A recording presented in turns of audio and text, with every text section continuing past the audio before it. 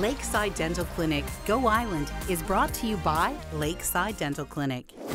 Today we are on Newcastle Island. Talk of a bridge, an interpretive center in Maffeo Sutton Park. All this talk about Newcastle, we decided it was time for a visit. May is Invasive Plant Month in Nanaimo. Avid kiteboarders crossing the Strait of Georgia and thoughts on legalizing marijuana.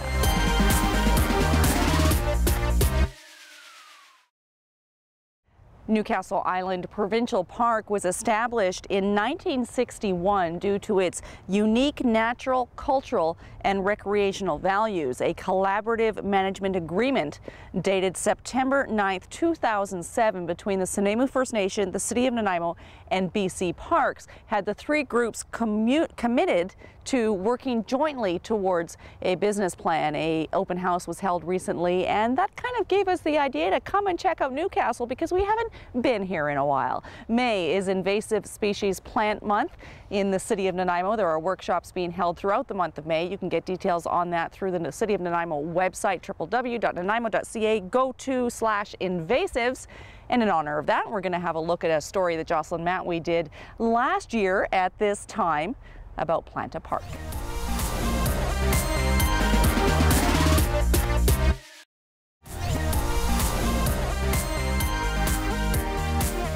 Osiem na Saljuan, na Siaya, na Elish Walakwa, Hyde Zapka, Kwasi Alip Atanaquail, I Yatolst, E Titsawatsolst, Anthropat Sakultinia, Tani Nanaimo, no Quanitum Squish Celestine.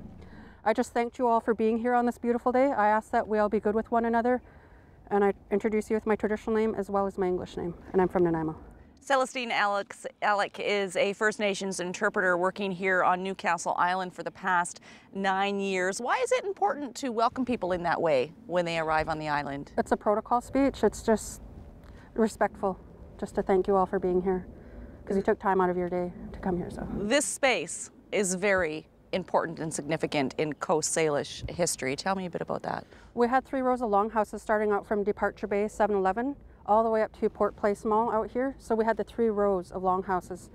So when someone passed away in our community, our people came here to yathaith it, fix up and let go of our tears, and then go back home. So when you come here, it feels so calming. It is really a healing place.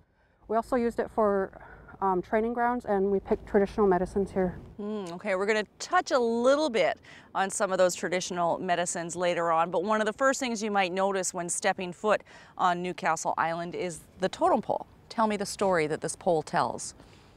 Okay, long ago there's a bear. He was in the river and he was kept splashing in the water, and there's an eagle way up in the tree watching him day after day, watching. Finally he just went and sat beside him. He's like, "Bear, how come you're just splashing in the water like that?"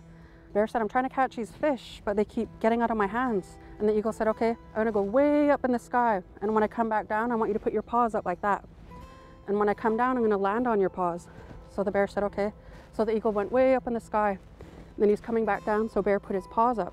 And then when he landed on the paws, he flew away and left the talons. So Eagle said, "Okay, now fish." So he swooped down and caught a fish. So you see him with a fish. Of this pole. Excellent. There are lots of stories to be shared here at Newcastle Island, and we're going to do more of that with you later on this edition of Go Island. Kiting for kids, keeping an eye on the weather, exploring a Garry Oak habitat in the Cowichan Valley, and Victoria weighs in on legalizing marijuana.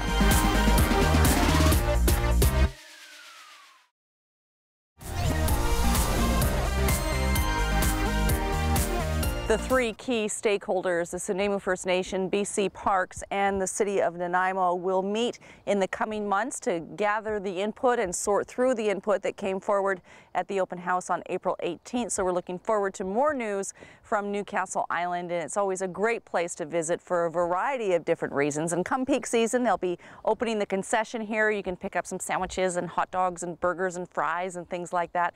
Spend the day, bring the family. Kiting for Kids is a group of avid kiteboarders who have been keeping their eye on the weather lately. They use their kiteboarding passion to raise funds for the Children's Miracle Network and the BC Children's Hospital. They've been keeping their eye on the weather, as I said. Here is Kelly Robinson.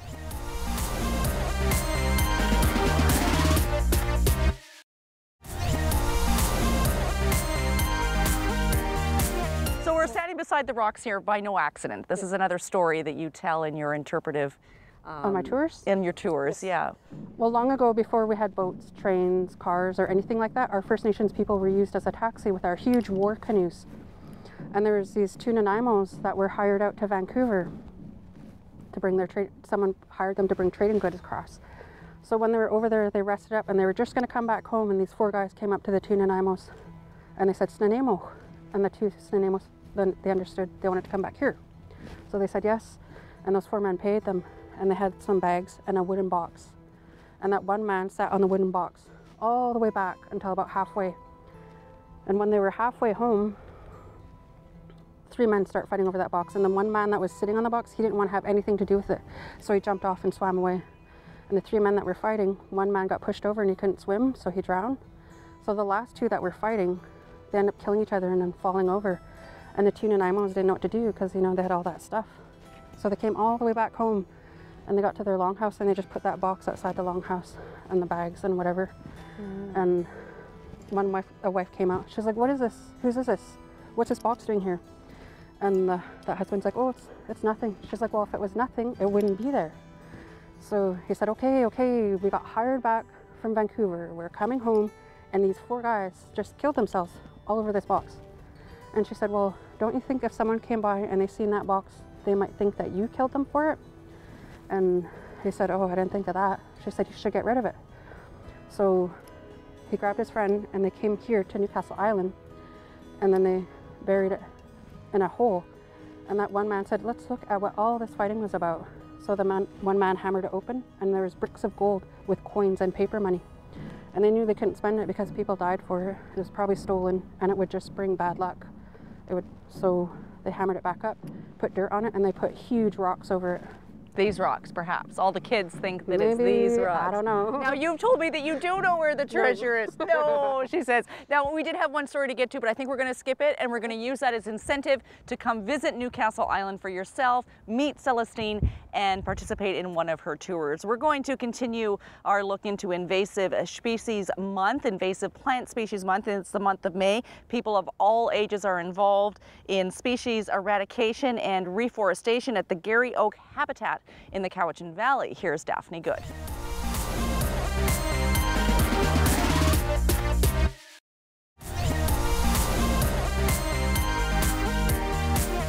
Celestine has been studying traditional medicine for 25 years now. She says, you're still a rookie? Yeah, I think so.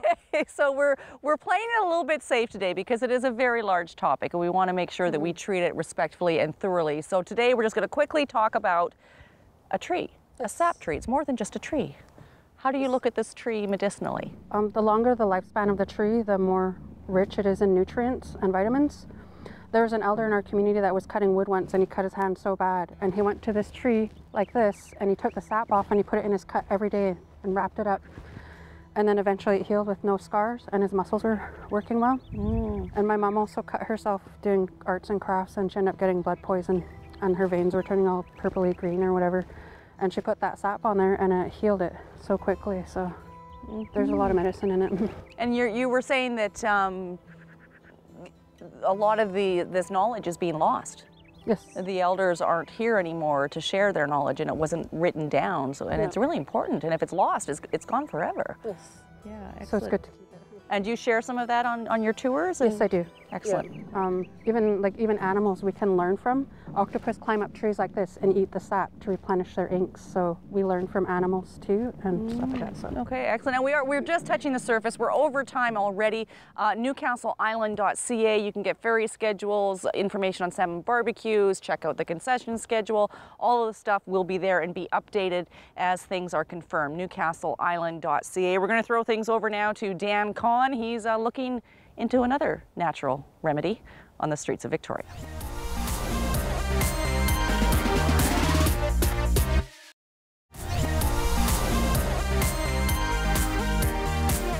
Before we officially wrap up this edition of Go Island, we're going to check in quickly at headliners. From afar, it does look like he's a plant that's sitting in a pot.